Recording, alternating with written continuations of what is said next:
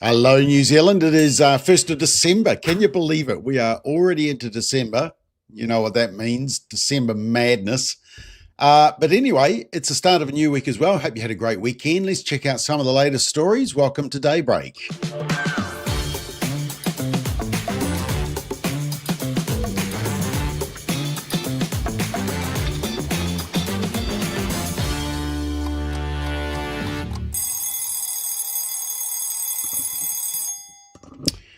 And for some reason, I can't seem to be able to access all your lovely, kind messages that normally come through. So apologies for that. I'll see if I can find them on the website page. Let me just check. I'll just log into this one and this one because I really would like to see if you are writing me some messages. Here we go. Let me just chuck that on and mute that. Okay, now I might be able to see some statements come through. There we go. I'll keep an eye on it. Oh, there we are. Darren, Jackie, Carl, Lynette, Sandra, all there. Good morning to you all. Right, let's get into the stories. Labour Party conference at the weekend. Interesting poll that came out, Courier Market Research. And what it basically found was that it's the Labour voters that are the most interesting. They're split down the middle as to whether Labour should rule out the radicals at Te Pāti Māori. 38% say that they should reject Te Pāti Māori up front and try and snatch all their vote, basically. So 38% said get rid of Te Pāti Māori, 41% said they shouldn't. So margin of error, you've basically got an even way tie, 20%, 1 in 5 were undecided. This is Labour voters. And those are the key ones. I mean, sure, National Act, New Zealand First all say get rid of Te Pāti Māori. Well, they would, but you don't go on what they say. You go on the vote that is on the same side, basically. And it's Labour voters who are split down the middle as to whether Labour should ditch the radicalness of Te Pāti Māori as they self-implode. I mean, will they even make it to the election? The other really interesting thing about the Labour Party election is the fact that they're trying to distance themselves from their darling Jacinda Ardern. And this article says, just reports, this is from, what is it, Stuff, the Christchurch, the Post in Wellington, sorry. Not that Labour is shrugging off its history, it just wanted to look further back to the period it was last in government, or it was last in government with Jacinda, remember. The tea towels at the merchandise stand have Savage and Longy on them, not Jacinda Ardern, except for one featuring every Labour PM. And the list of policy achievements are heavy on things that were managed by Helen Clark, with perhaps Ardern's winter energy payment and the Matariki public holiday thrown in for good measure. This is the key bit. This is said by left-wing media.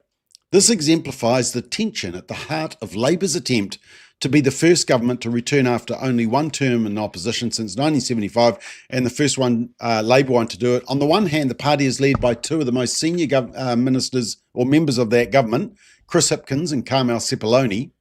So they were part of Jacinda's chaos.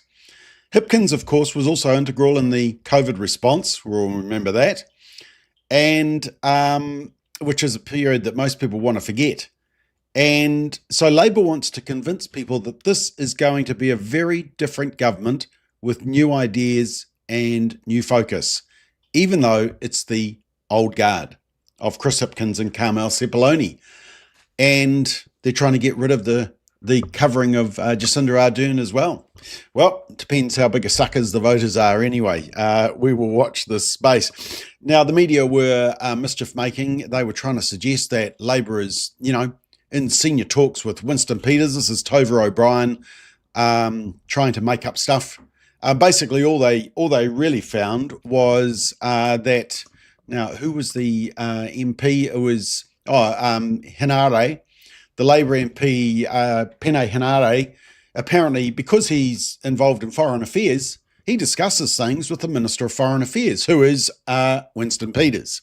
And so, surprise, surprise, Pene Henare from Labour talks to Winston Peters from New Zealand First. And so, therefore, Tova says, well, it must be part of coalition discussions. Anyway, if you want to take that seriously, good on you. The media were also talking about the anatomy of a failed coup. They were very upset that for some reason Chris Bishop hasn't rolled Christopher Luxon yet. And maybe the reason is because it's not an actual coup that's going on. It's a media typing on their keyboards, talking to each other, and it's a failed media coup.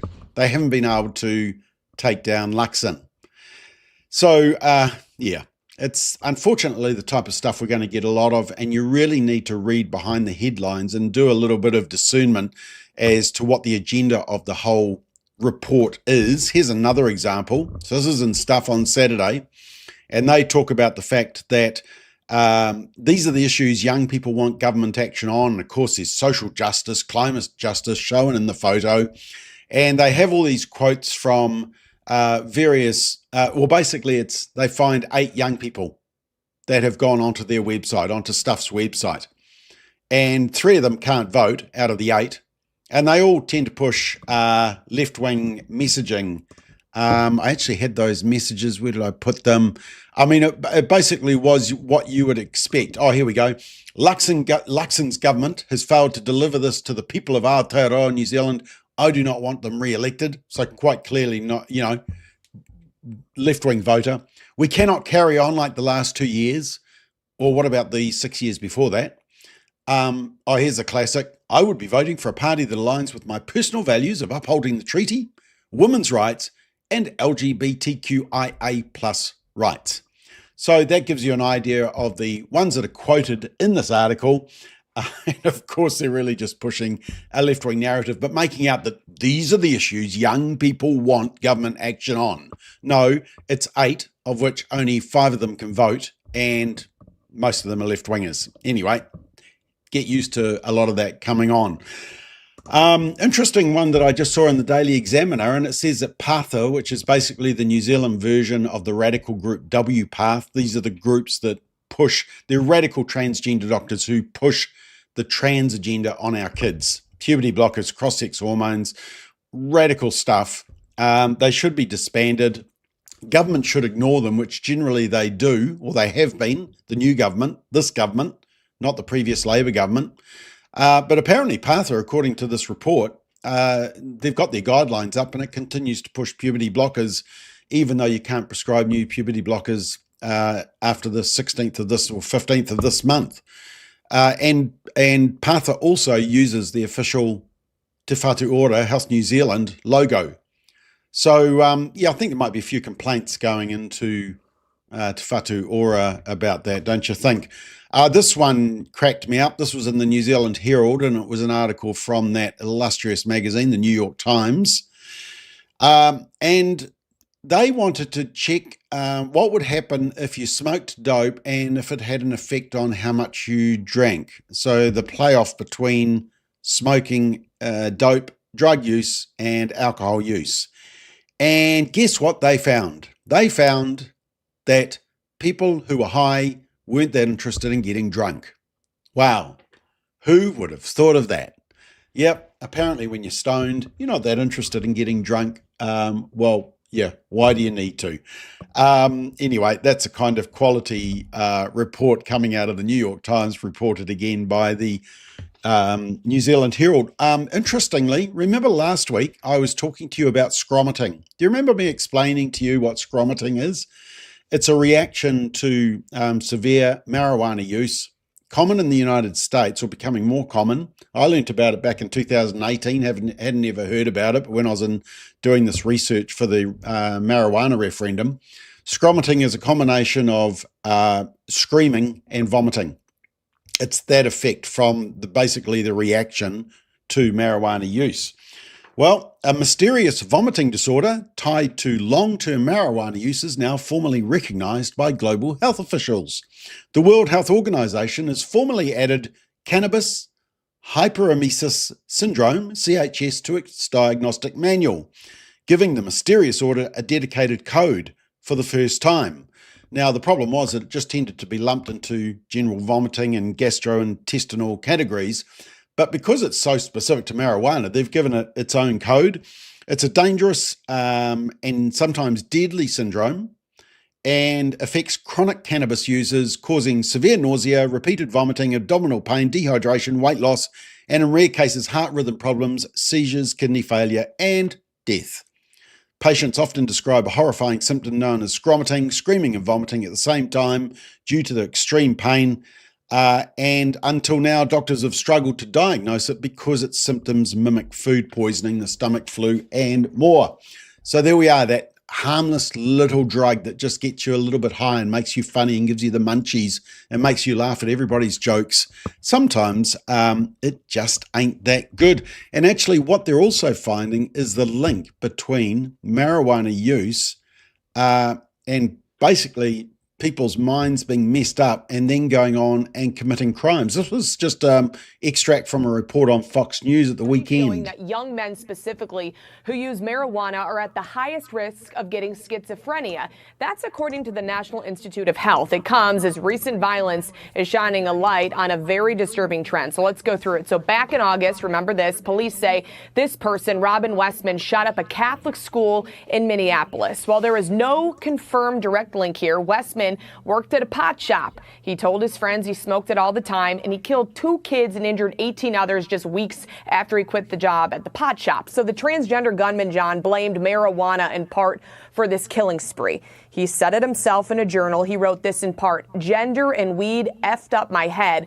Also, officials say the gunman who shot up an ICE facility in Dallas was also a heavy pot smoker. His friends say Josh John was obsessed with sitting at home, smoking weed, playing video games, and he was just really sitting alone all the time on the computer. Now the White House is looking to reschedule marijuana. They want to market as a less dangerous drug with not as many criminal penalties. This week, President Trump did post on Truth Social that video you're looking at. He said that CBD could have potential benefits for seniors. Yeah, CBD. CBD is a non-psychoactive substance, so it hasn't got the THC. And remember last week we had all the cannabis advocates whining and complaining that drug testing drivers in New Zealand were going to catch people using marijuana for medicinal purposes. Well, if you're using medicinal purpose, if you're using the real medicinal purpose of cannabis, you'll only be using the CBD, so you won't get caught. It's only those who are using medicinal marijuana as a smokescreen for recreational use that should worry. And the fact of the matter is, we don't want drug drivers on the road. Thank you very much. This was an interesting story over the weekend, a sad one. A pregnant woman was advised she didn't need to do further testing for Down syndrome because there was an extremely rare chance her daughter would have the genetic condition, but the baby was born with Down syndrome. And so she's applied to ACC to cover for herself and her daughter on the basis that her decision to continue the pregnancy could be classed as a treatment injury. She said she wouldn't have continued with the pregnancy if she had known about the risk. In her claim for cover with ACC, the woman said she relied on the results of her screening test and the advice of her midwife in deciding to continue the pregnancy and would have elected to terminate, kill the unborn child, had she known her baby would have Down syndrome. Well, in response to that, let me just play this very short video clip of a testimony that we did during the passing of the radical abortion law that we have in New Zealand. I think this video sums up perfectly the response.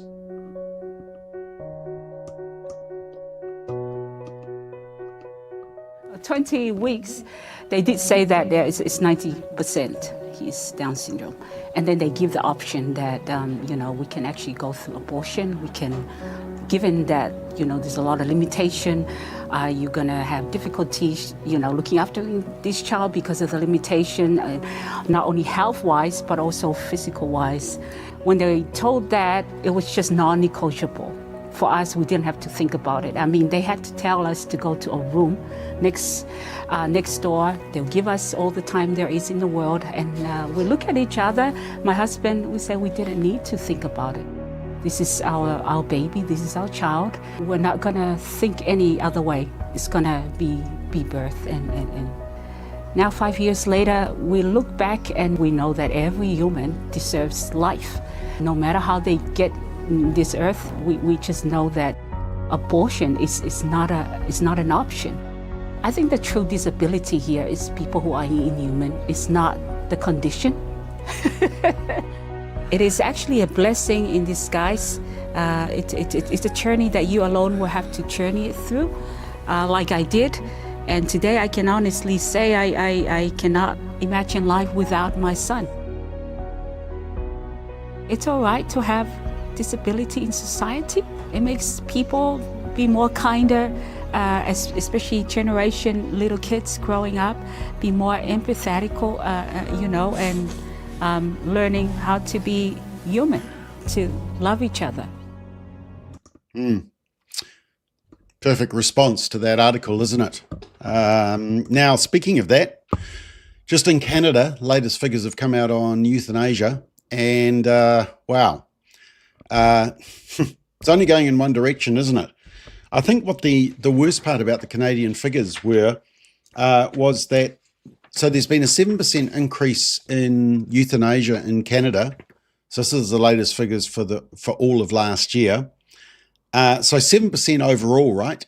But there has been a 17% in track 2 euthanasia. What's track 2? Track 2 is not terminal. In other words, you can have euthanasia in Canada if you have a grievous and irremediable medical condition, but they don't define what it is in law.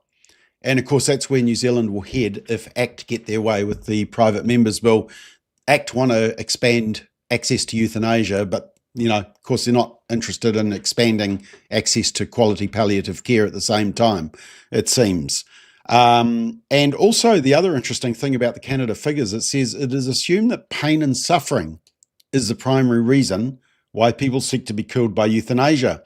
But the report from last year indicates that inadequate pain basically, and that concern is actually not even in the top 5 reasons.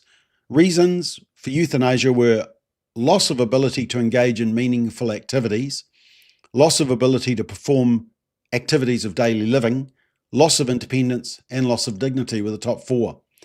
So you can see often it's about pain and suffering, people going through excruciating deaths. No, it's not. It's really just about the fact that, like Down syndrome, we haven't learned to accept disabled people with disabilities, into our communities and help and nurture and care for them so that they see their life as important.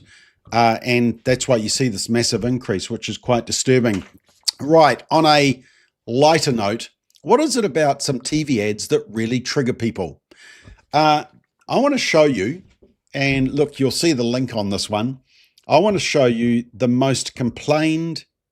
of the most complained advertisements from this year. And it's from my good friends at KFC. And well, shall I show it?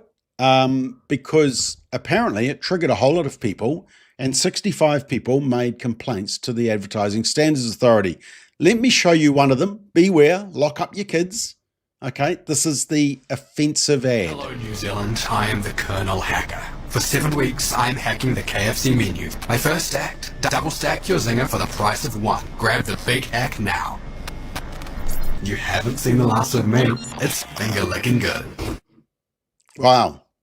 Shocker. Yep. Somebody with a mask is hacking into the prices of KFC and making them cheaper. Whew, no wonder people complained. Here is another one on the same series.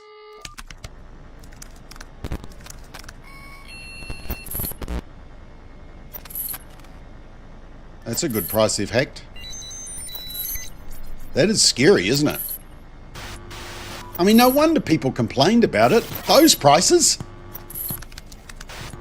Yeah. Anyway, apparently it was accused of glorifying cybercrime, frightening kids, and confusing some viewers into believing their devices had actually been tapped into. Okay, well, there's obviously some very dumb people out there, but remember, it's not the first time that an ad has been complained about that should never have been complained about. Remember I showed you at the New World one, a guy was pretending to pass off, he was doing beef kebabs for his daughter and his daughter's new boyfriend. The problem was that he bought the beef kebabs, which he pretended he'd made himself. He bought them from New World, and the guy serving him at New World was the new boyfriend. I mean, it's actually quite a funny ad. And people complained about it because they said the commercial portrayed the man as an incompetent liar and reinforced stereotypes that men are unable to cook and resort to lying about it. So this new boyfriend, you better like beef, 'cause I'm doing my famous kebabs. Dad, he's... See, the thing about my kebabs is the cuts. You've got to start with the perfect cuts. Get that marinade right down in there, and then the perfect balance of meat and veggie. Oh, paprika. It really kicks it up a notch. Dad, be nice. Hey, Must be the man of the hour. Hope you like my homemade kebabs. are those beef kebabs? Yeah. Did you make them yourself? Yeah. Kyle's actually a butcher down New World. They smell wonderful. Thank you. Is this paprika, Mr. Paul? Sure is, Kevin. Kyle. Kyle. Our in-store butchers serve wonderful... Okay, I just had to play those. One, I want to give a shout out to KFC, obviously, and secondly, give a shout out to New World. Those are creative ads. Those are funny. And how do you make an ad now without either woke or triggered dumb people getting upset by them? But anyway, interesting. Speaking of dumb people, I did find, is it this one? Yeah, America's most used passwords in 2025. What's your password? You don't have to tell me, obviously. But here is the most used passwords in the United States. The top, let me just give you the top. I'll give you the top 5 or so. Top one, top password, admin. The second top password is password. The third one is 123456. The fourth one is 12345678. And the fifth one is 12345678 yeah, unbelievable. So those are what people use as passwords. They can't even come up with an original name or a nickname or anything like that. It's admin, password, or 123456.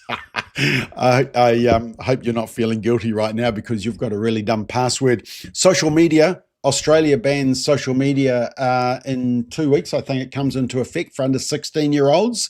And the social media companies, it's not big government intervening and telling everyone to turn up with their digital ID.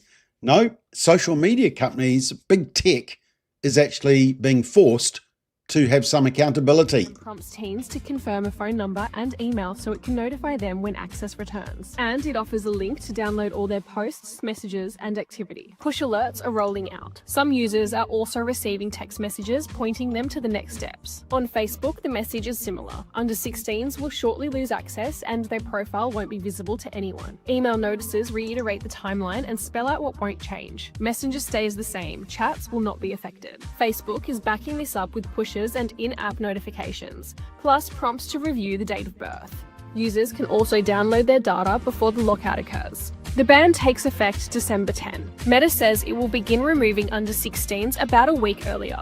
When those users turn 16, Meta will restore the profile and all of its activity. Other social media platforms that will be locking out under 16s include TikTok, Snapchat, and YouTube.